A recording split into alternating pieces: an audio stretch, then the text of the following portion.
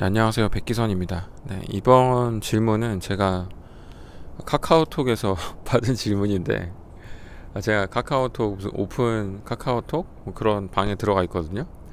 유쾌한 스프링이라고 정원이 다 차가지고 들어오시지 못할 텐데 300명이 다 차 있어가지고 어쨌든 제가 자주 들어가진 않아요. 그래서 여러분들이 꼭 그 방에 들어와야 되는 건 아니고요.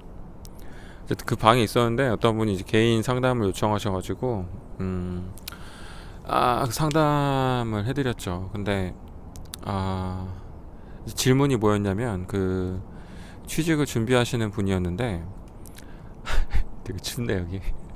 취직을 준비하는 분이셨는데 어떻게 해야 회사 사람을 뽑는 입장에서, 그러니까 신입으로 지원하는 분이셨고 경력직이 아니라 신입이신데 어떻게 해야 자기 자신이 조금 더 회사 입장에서 어필이 되느냐, 그런 질문을 해주셨어요. 그래서 뭐 생각을 조금 해봤는데 어필할 수 있는 거는 이제 제 경험이나 또는 주변 분들을 볼 때 신입으로서 할 수 있는 게 많진 않아요. 그런데 또 생각을 해보면 적지도 않습니다.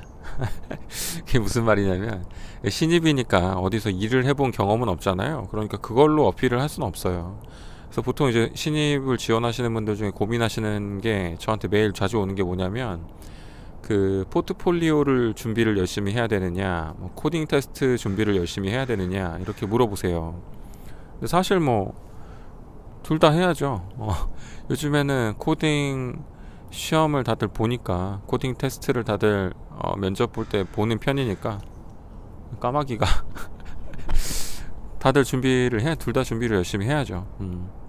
그건 그거고, 이제 포트폴리오는 자기가 이제 코딩을 어느 정도 수준으로 할 수 있다, 뭐 이런 거를 보여주는 건데, 그것도 역시 나쁘지 않아요. 포트폴리오를 깃허브에다가 올려놓고 깃허브 UR을 보내면 면접을 이제 꼼꼼히 보시는 분들은 들어가서 이제 코드도 좀 보거든요. 근데 문제는 이제 그때 그 포트폴리오가 수준이 낮거나 아니면은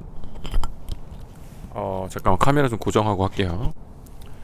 자, 아무튼 그래서 그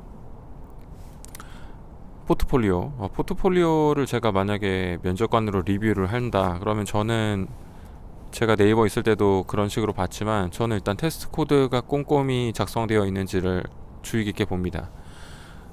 그거를 이제 간과하고 잘 작성하지 않으신 분들의 코드는 저는 소스 코드조차 들여다보지 않아요. 그러니까 테스트 코드가 없으면 소스 코드도 안 보는 거지.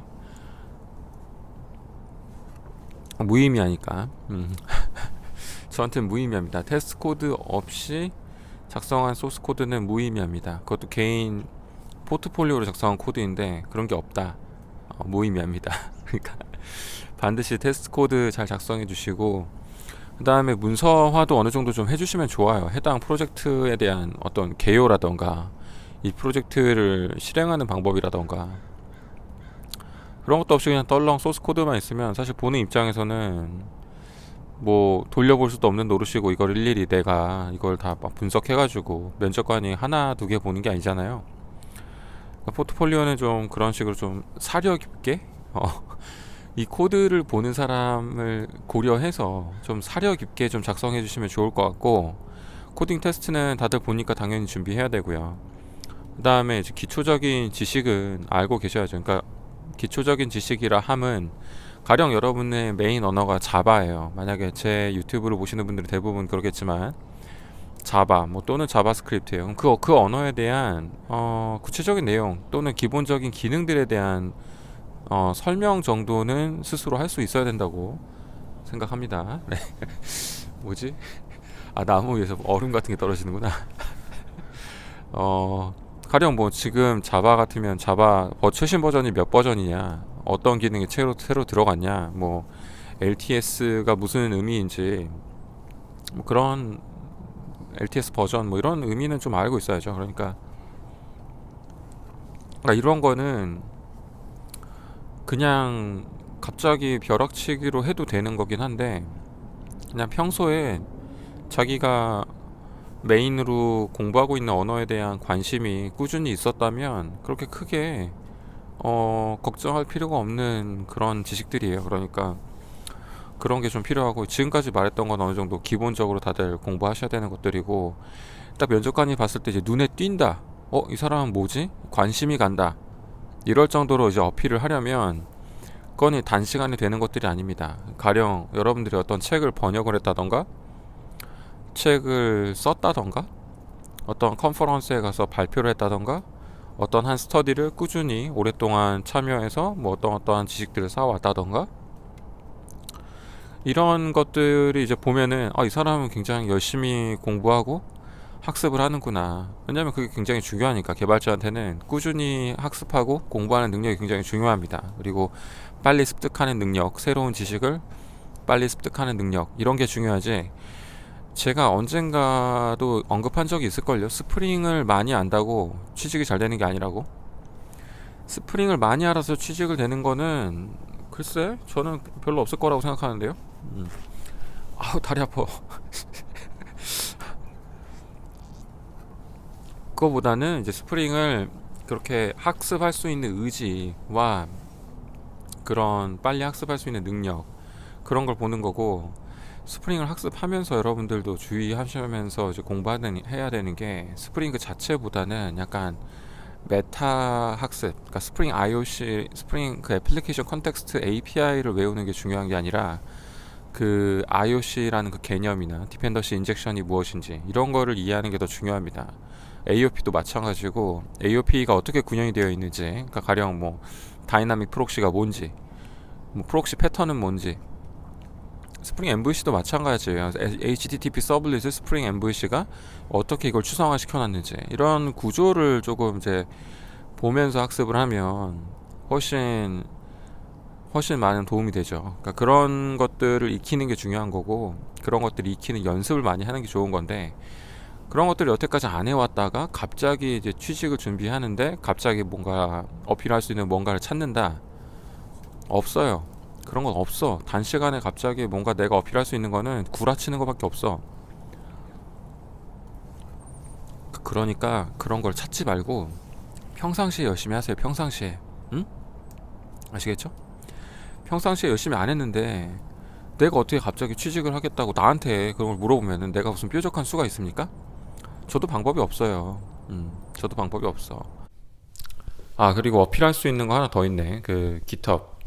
GitHub에서 여러분들이 오픈소스 프로젝트에 기여를 하거나, 또는 여러분들이 오픈소스 프로젝트를 만들어서 이제 어느 정도의 지지를 받고 있는 그런 오픈소스를 만들거나, 사실 그런 것들도 역시 한순간에 이렇게 짧은 시간이 되는 건 아닙니다. 그런 것도 역시 해당 오픈소스를 꾸준히 관심 있게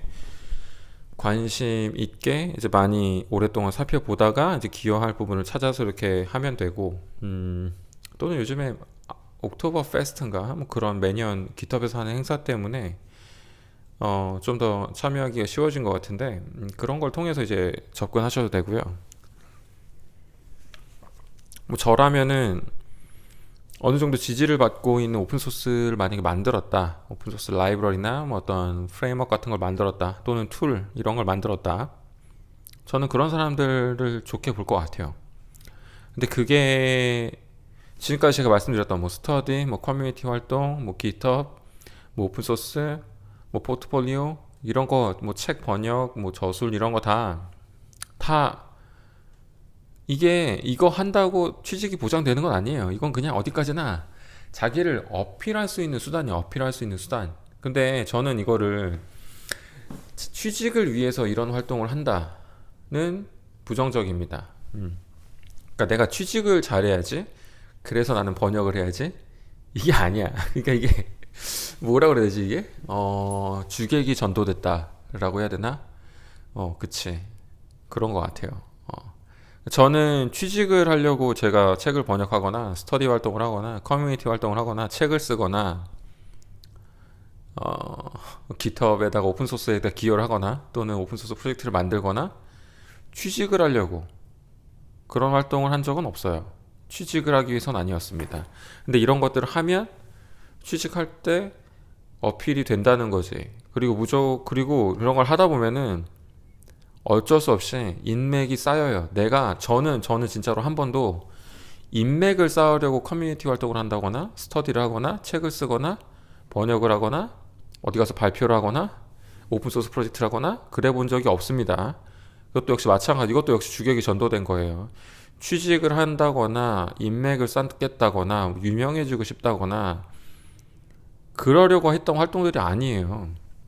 근데 그런 것들이 따라와. 돈은 안 따라와. 그게 중요한 거지. 아무리 이런 걸 해도 돈은 안 따라와. 돈은 인터넷 강좌를 만들어야만 인터넷 강좌를 만들고 나서야 쬐끔 따라오더라고. 쬐끔. 어쨌든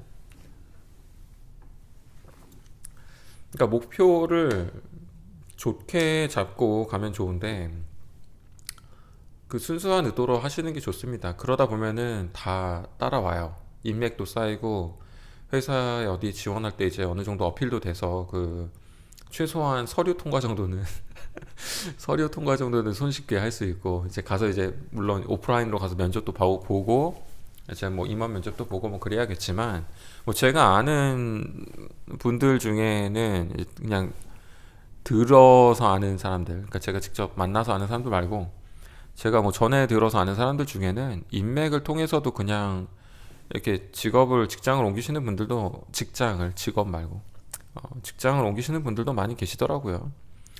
그러니까 이제 근데 그런 것들은 다들 이제 같이 일하면서 그 사람과의 신뢰가 쌓였기 때문에 이제 그런 게 가능한 거지. 그냥 나 저 사람이랑 친해 이래가지고 되는 건 아닐 겁니다. 네. 그래서 결론을 말씀드리자면 어느 정도 정리를 하자면 어필하는 거는 쉽지 않다. 신입으로서 자기 자신을 어필하는 건 쉽지 않고 이게 어필하는 수단은 될 수 있지만 이게 이제 취직의 어떤 당락을 결정하는 메인은 아니다. 어디까지나 메인은 여러분들의 실력입니다. 여러분들의 개발자로서의 자질, 얼마나 꼼꼼한가, 얼마나 논리적으로 사고를 하는가, 얼마나 문제 해결에 관심이 많고 또 해결할 능력이 있는가, 또 그 소프트웨어 개발에 관련된 기초적인 소양들, 그런 것들이 중요하고, 근데 그런 것들을 사실 쌓으려면 가장 기본적으로 여러분들이 가장 중요한 건 개발을 좋아해야 돼. 이거를 좋아해야 이제 그렇게 공부도 많이 하고 시간도 쏟고 하는 거지. 이걸 좋아하지도 않는 사람이 머리만 좋아도 할 수는 있어요. 할 수는 있는데 좋아하지도 않는 사람이 이 직업을 구해서 일을 하면 과연 행복할까? 코드로 뭔가를 만들어내는 일, 이런 일이 즐겁다. 이런 일을 좋아한다. 그런 사람들은 저는 걱정 안 해요. 그런 사람들은 분명히 어떻게든 이 IT에서 살아남을 겁니다. 어떻게든 직업을 구하실 거고.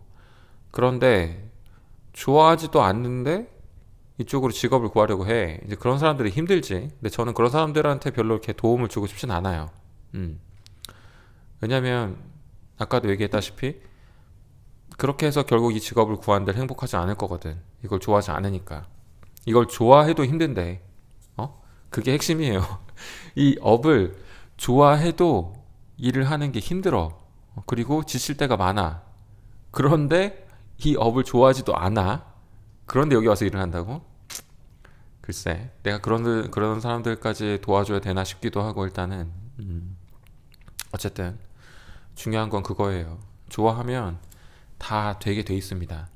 좋아하면 열심히 공부하게 돼 있고, 항상 관심을 가지고 여러 가지 활동들을 하게 돼 있고, 그러다 보면 인맥과 여러분들 어필할 수 있는 뭔가가 계속해서 쌓이게 되고, 그럼 당연히 이제 취직을 할 기회도 많아지겠죠. 뭐 저처럼 외국으로 나오고 싶으신 분들도 뭐 그런 기회를 잡을 수도 있을 거고. 그러니까 시작은 다 그거예요. 간단하죠? 오늘은 이만.